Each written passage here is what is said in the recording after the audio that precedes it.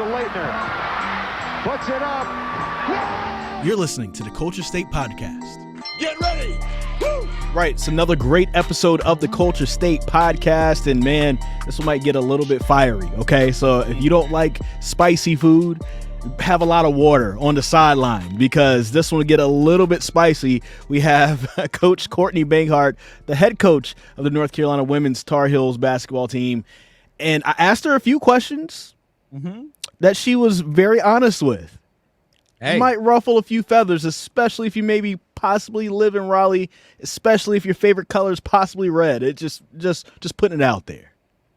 Well, before we get to that spiciness, Chris, you can make sure you head over to Papa Murphy's Pizza. Tuesdays, $10.99 large pizzas anywhere Papa Murphy's in the area. So make sure you check them out online on Twitter and Instagram at Papa Murphy's.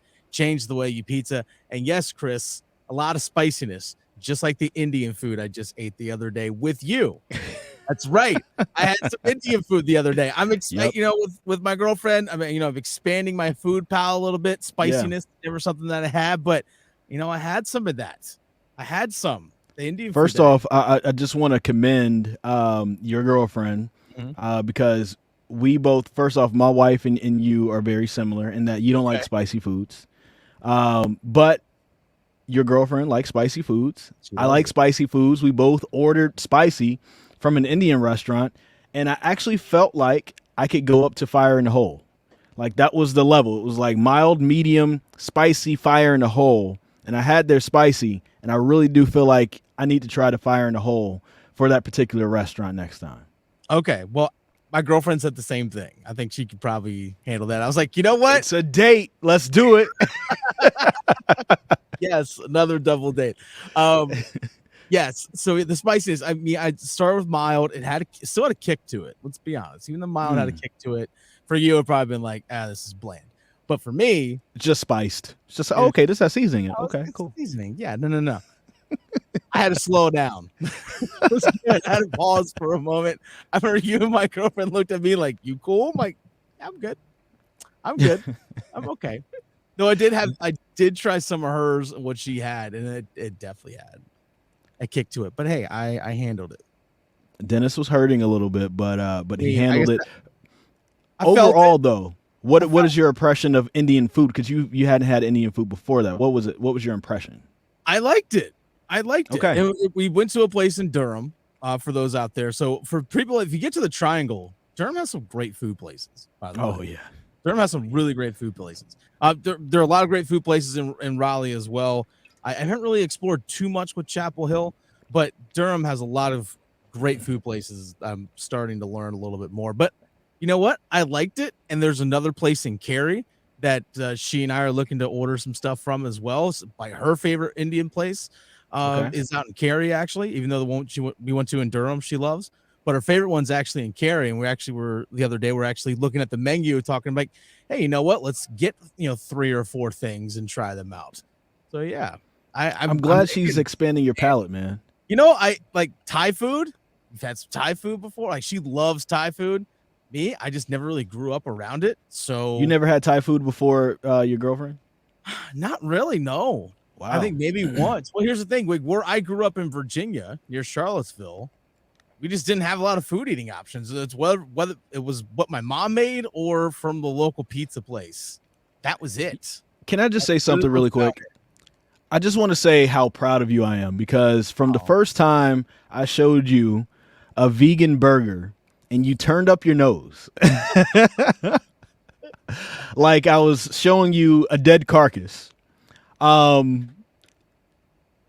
You have really eaten a lot of different things and you've explored so many different things that I just didn't think that you'd ever put your hands on back just in August. I mean, we're talking 8 months ago. I didn't think you'd do this. I'm trying, Chris. What can I say? I'm trying. That's what happens with love. I appreciate that. Well, there's that too. It definitely plays a factor into it. But yeah, it's nice. It's one of the cool things that North Carolina offers. This is a lot of great food. And it's authentic and it's a blending of a lot of different cultures. Just because, especially the Triangle area and Charlotte as well, it's just a lot of transplants. So people have even been here for a long time. So yes, obviously there's still like the traditional Southern foods that we get, which are amazing, but you start blending in authentic foods from other parts of the world, and yeah, you get a great mixture. You can find a lot of great stuff out there. There is a lot of great stuff out there, and I love it. It's great. One thing with me is I've battled some stomach issues in my life, which I always thought was food related, and it turned out that wasn't the case. So I was always very picky when it came to food because I just didn't know how my stomach was going to react. Yeah. So things that were spicy or maybe not my normal food palate, I was afraid to eat and hesitant to eat because I didn't know how my body was going to react to it. But now I've learned over time, it's like, oh, okay, actually, I corrected some of that stuff. It was actually alignment issues in my back that were causing the issues. So now I'm like, oh, okay, I can branch out a little bit more. I'm getting a little bit more curious than I used to be. So have you ever had Jamaican food? I've had jerk chicken. There's a place around Raleigh from a place that does like authentic jerk chicken. I have had that and I did like it. But in terms of like everything else that Jamaica has to offer, I can't say I have, but I have had jerk chicken before and I like it. Okay. I got it. Maybe I need to do a few more polls with you and see what you have had and what you haven't had. Because one of the things about international food is they are a little bit more vegan friendly than the typical American diet. Everything doesn't have to be, meat based. So we could probably find a good spot. You ever had pho? Sorry, what? You ever had a bowl of pho? PHO? It looks like pho, but it's pho. It's pronounced pho. Oh, I've heard it's pronounced as pho. Yeah, Okay. it's pho. Oh, okay. I don't know if I have, to be honest with you. I know people that say we got to get some pho. Okay. We got to get some pho. That's next. So that's going to be like a culture state, I guess, eating episode or something like that. All right. I need to try that. And my girlfriend tells me, because I never have had ramen in my life. Never have had ramen. Even like the college instant stuff. I never even had that in college. I always was the Easy Mac guy. Well, so now I found out that my neighbor makes great ramen, apparently. Really? So maybe, remember I tell you how interesting my neighbor is, my next door neighbor is? So before he takes like his, month-long sabbatical in another country, maybe we need to see if he can make some ramen for all of us. I'm down. My girlfriend will make it too, possibly. She makes it too. Oh, yeah. Oh, yeah. See, I didn't know that. Oh, yeah. I've seen the pictures. Yeah. She makes the actual noodles as well? I don't know if she's actually actually makes the noodles, but everything else, like she makes it. Wow. Okay. Well, we have some stuff to talk about then. That we do. I bet it's spicy, just like this interview. Just like the interview, this is going to be so spicy. Well, first off, before we let you go to listen to this interview, we'll let you hear something really quick, a quick message, but I'll give you some time to go get some water because it's going to get hot. It's going to get juicy. It's going to get spicy. Courtney Banghart next on the Culture State Podcast. All right, let's welcome to the Culture State Podcast Coach Courtney Banghart, the head coach of the UNC Tar Heels women's basketball team. Of course, in 3 years, she's done an amazing job with the program. And, this past season, the Tar Heels went to the Sweet 16. So, Coach Banghart, thank you so much for joining us today. I'm so glad to be on. This will be fun. Yeah. So I do want to talk about that Sweet 16 run. It feels like every year there's a legit different level that you've taken your team to. And you guys are kind of rising pretty fast. Like, does that feel like it's any pressure for you? Like, hey, like we have to try to get to the Elite Eight next year, maybe the Final Four the year after that. Well, we know how sports fans are, Chris. It's never quite enough. It's always what's next. And that kind of fits in well with how we're wired too. So yeah. If you're afraid of pressure, this is the wrong job for you.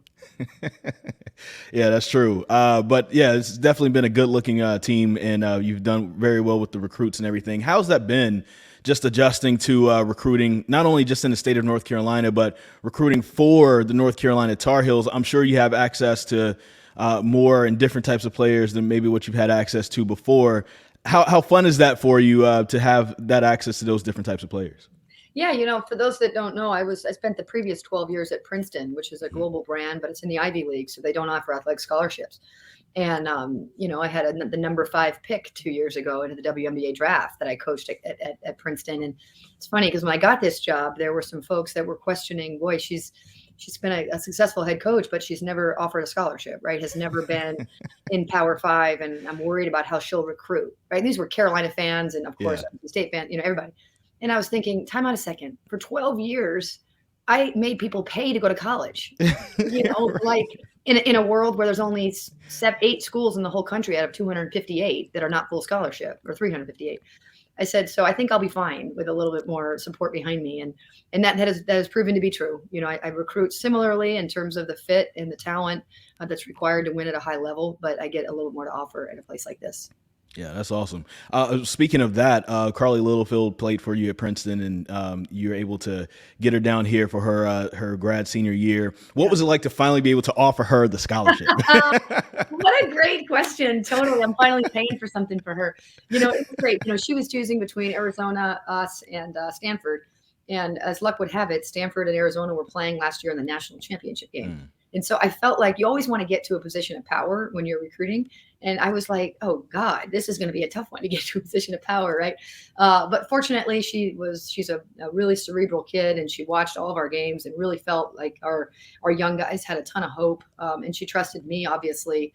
And I told her, God, you've paid enough. Let me kind of pay you back a little bit. So she's in our business school here and is just had a wonderful year. Amongst all the coaches over there at North Carolina, you had Roy Williams, who just retired. Hubert Davis just had an amazing year, his first year. Mack Brown is there doing his thing. Anson Dorrance the GOAT when it comes down to women's college soccer. And then, just all the great coaches from all the different programs that's over there. What's it like just being amongst all those great sports minds who are leading young adults into their, future careers or even to professional careers as sports stars? You've done your research because it's the best. It's probably the thing that I was most grateful for when I was in that really hard year of transition, right? The first year of anywhere is really hard. And you had people like, Jenny and Joe on the lacrosse sides, and Anson is my biggest fan. Mack Brown is probably definitely my biggest fan, right in front of Anson. Roy Williams, Hubert Davis. These are people that have, when I've needed to, they've really pulled me along. After a tough loss, they're the first. I'm getting a group text that's like, "We love you. We're so glad you're here."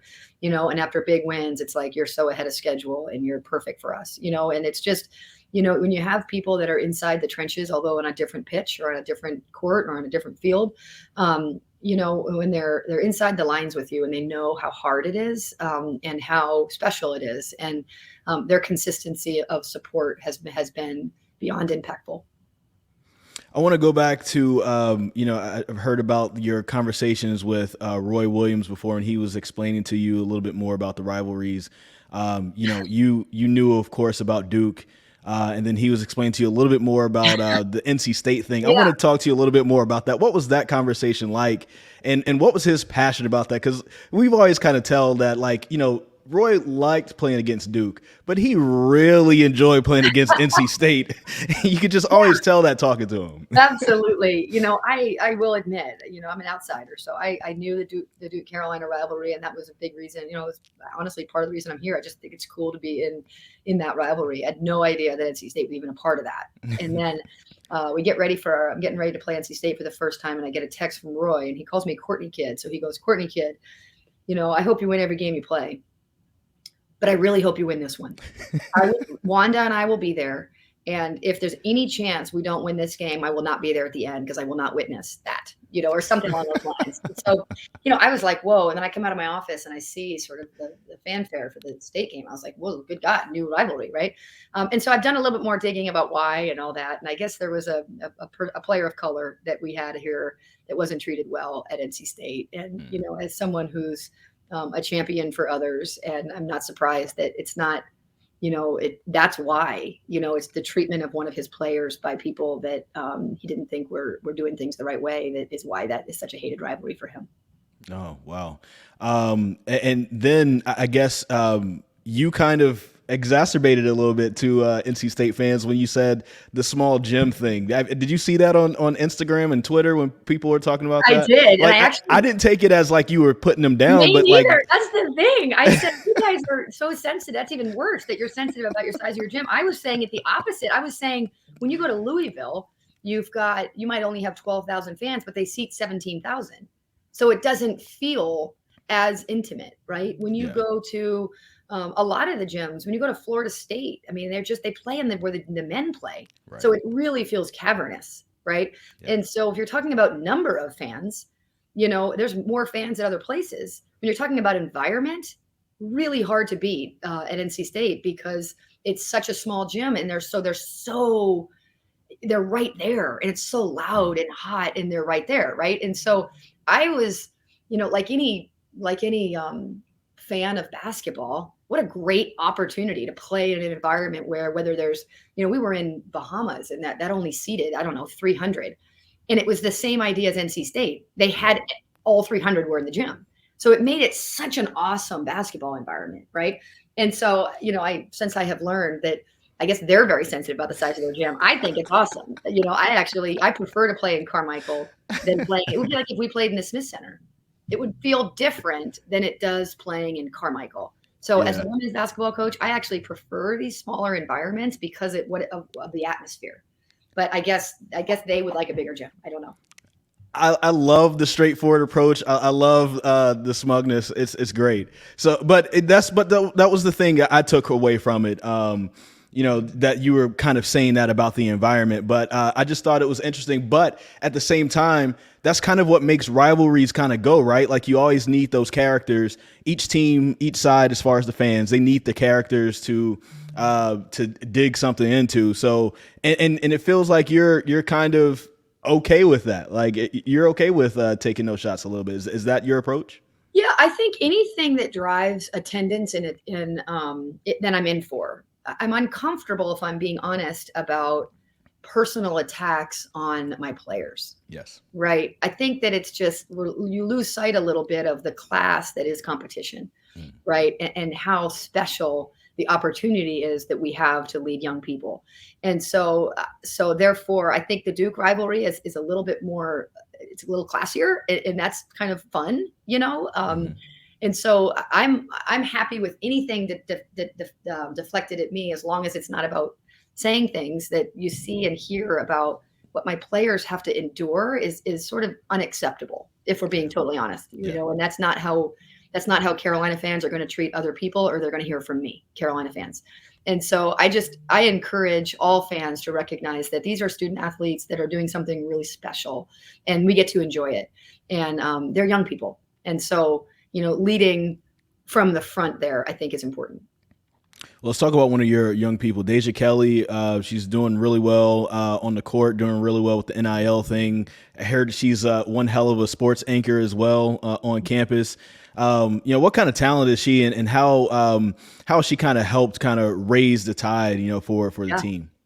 Yeah, Deja, she is so special. I remember when I first got this job, I joked that it was me and Deja Kelly for about 3 months on my back porch, because this is a kid that committed to Texas in the 7th grade, decommitted late in her process, and everybody in the country wanted her. And I was, new to coaching at this level, and everyone's like, "You're not going to get Deja Kelly." And I said, "Well, she's going to be the one to tell me no, not you." And I just got to know her and found out what was important to her. And for her, it's about playing at the highest level. It's about creating a second option for her career down the line, which is in broadcasting. And we have the #1 broadcast journalism school in the country. And number 3 was to make sure she's growing into a really strong young woman. And I said, I got you on all 3. Right. And we kind of devised the plan that we were going to do. And the best thing I say about Deja Kelly all the time is she puts the work in. She's not a dreamer. She's a doer. And when you're dreaming and doing at the same time, it allows you you have to be open to coaching, right? And she lets me coach her. She lets me tell her the truth. She trusts me. And I've asked her to continue to grow in so many areas. And she has enormous toughness. She's this pretty girl with, that's one of our smaller players. And so you have that vision of her, but she's got incredible toughness and resolve and purpose. And it's been a really good match for her at Carolina and her and I. It's awesome because I saw her at the welcome back for the men's team. and she wasn't there to just witness. She was there working. She had her camera there. She was interviewing people. She kind of got all the different footage for the event, and it was just kind of cool seeing her in that element, different from what it was, just her being on the court. Let me ask you about this. You're from up north. Is this your first time living this far south or in the South? Yeah, so New Hampshire, and then I went to DC, and then back to New Hampshire, and then New Jersey and North Carolina. And man, it took me a long time to find out that this is where it's at. So what is it like been adjusting to the South? What are some of maybe the cultural differences that you've noticed? People are so nice. The kindness in this community has been so welcome. The pace. Besides people who think you're talking about their gym. Exactly. They're not so much. Maybe not in red, but everybody else is so kind. And the pace of life is awesome. The weather's awesome. There's genuine sports fans there's true diversity in terms of both, in all ways.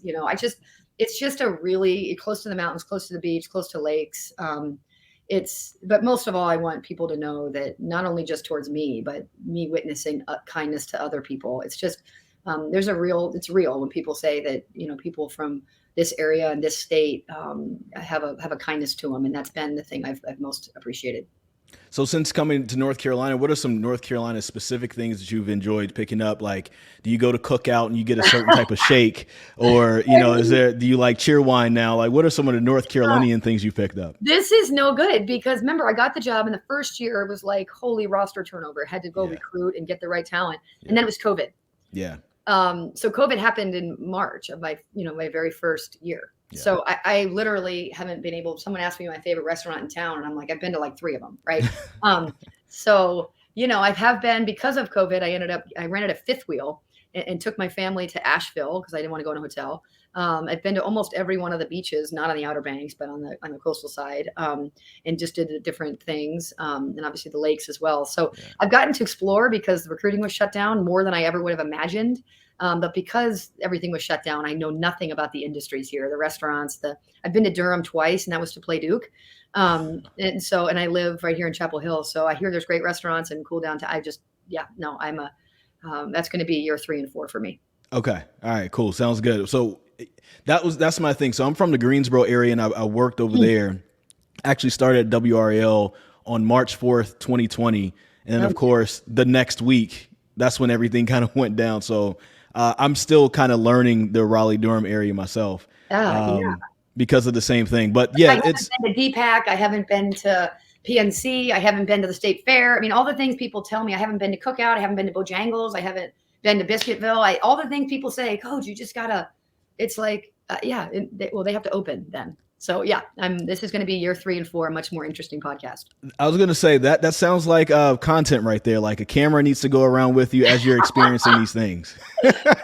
You're the creative mind. Creative minds always find a way to be marketable. I like it. Yeah. So just Courtney Banghart takes North Carolina. Okay. So as you're going into this next season and you're setting up for the summer, what are some of the things that your goalposts that you want to hit to maybe just improve for the next year, either as a coach, as a person, or even as a team? What are some of the ways that you're looking to improve as you look back on the season that you just had?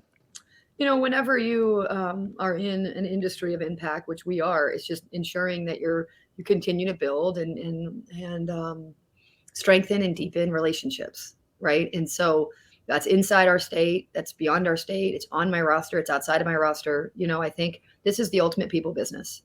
So I look forward to, getting out in the community more. I look forward to carrying the brand even further places and all that stuff. So that's part of it. And then team wise, we just finished, and I think there's a healthy separation between team and individual. And so we use the next kind of month and a half to focus on the individual. And so we strip you of your team, and it's me or a staff member and you on the court kind of working through how to help you grow as a player. So I don't really, because the freshmen aren't here yet, I don't really go back into thinking about team goals and team concepts and team themes until we're whole again. So right now it's about the individual, and that's another fun part of the journey. It's awesome. Well, I thank you for this time. It's kind of cool to hear you kind of talk about the things from the fan perspective as well as what happened this past year. But it's also going to be cool to see where the Tar Heels go. And I would like to say that the women's basketball here in the Triangle is just absolutely amazing. You guys, you're living your best life. You can drive 30 minutes and you can see, depending on how Duke continues to what they continue to do. But you got NC State and Carolina are arguably two top 10 teams in the country, and they're right here. And it's remarkable the talent that's playing here on the men's and women's side, and the appreciation that this community has for basketball, no matter what color you wear, is really cool. And, I was just going to say, like, on the Duke side, I feel for Kara because she had the 4 games the year before. So this was basically her first year, doing it full. And they were ranked, for a good part of the year, and they just kind of slipped at the end of the year. So I would think that that they're going to do their thing and kind of go towards the upside. But it's going to be amazing to see, the different games between yourself and Westmore and Kara Lawson over the next few years. So thank you so much for your time, and I'm looking forward to see what happens. That sounds great. I appreciate your support. Go Heels. We want to thank North Carolina and also Coach Courtney Banghart for giving us some of her time. Really great interview with her. Interesting interview as well, and getting into her mindset. And, of course, you heard in that conversation, she hasn't had a chance to really explore too much with the food in the area herself because she pretty much got here with the pandemic and kind of has been locking herself into, her offices. So, maybe that could be some content we can make at another time. Maybe we can explore different restaurants with Courtney Banghart and maybe take her to places where Wolfpack fans happen to be at. I don't know. We'll have to see what happens. Well, are we going to Emilio's in Raleigh? Is that we're going to First Street? Is that that would be really cool if that were to happen, just to see what happens. That would. So everybody's drinking an Old Tuffy, and then Courtney Banghart walks in. Oh, God. What a story that'll be. Oh, man. We need to make that happen. Oh, that'd be so fun. Again, we need security, probably, in some way, shape, or form. We could be her security. I mean, I guess, yeah. I mean, you're not going to handle our own, I think. Yeah. I mean, you've worked at a nightclub before. I think you can handle your own. Yeah. And I will say this, though. People always give me crap. So, like, my wife always has this recurring dream, this recurring nightmare. Okay. That somebody is basically attacking us. And I step up to fight, but then I start throwing, like, pro wrestling punches and stuff and slapping my leg and everything like that. Like, that's legit, like, her nightmare. It's like I start, like, going into, like, mode or whatever. You know what I'm saying? She's like, no, baby, you got to fight. Like, she tells me about this, like, every, 6 months. But from my time at the nightclub, having to use actual things that I was taught in pro wrestling school, I will say it does transfer to some real life situations. Can't even front. I won't say the name of the person, but you can currently see this person at WWE. Worked for me at the nightclub for a little bit, and he stopped a fight, and there's between 2 guys that's bigger than him using pro wrestling moves. Kid you not. All right. Watched it with my own eyes. So it can transfer a little bit. So I can teach you a little bit of things. Okay. So just get him in a hammer lock, get the arm behind him, just take him down. Is that what we're talking about here? Sure. I have no doubt. Well, it's amazing, real quick, and because I know we got to wrap things up here. It is amazing how, especially back in the 80s and the territory days, the wrestler who was playing the role of the heel or the bad guy sometimes would actually get attacked and have to physically defend themselves. So those guys were legit tough dudes. Like you didn't actually, if you actually try to fight a pro wrestler, they would be able to fight back because they learned how to protect themselves. I actually broke up a fight in college once. I actually used a chicken wing on a guy. Oh, yeah, I've got way bigger than work. Use a chicken wing on a guy. Chicken wing does work. And I was like, as to break up the fight, it worked. I've broken up a fight with the chicken wing as well. Yeah, it worked. So it definitely works. So thank you guys so much for listening to the Culture State Podcast. If you're watching this on YouTube or WRL Sports Plus, thank you so much. If you're listening, wherever you're listening, please give us 5 stars. We would really appreciate it. And when COVID is not a thing, we will hug you.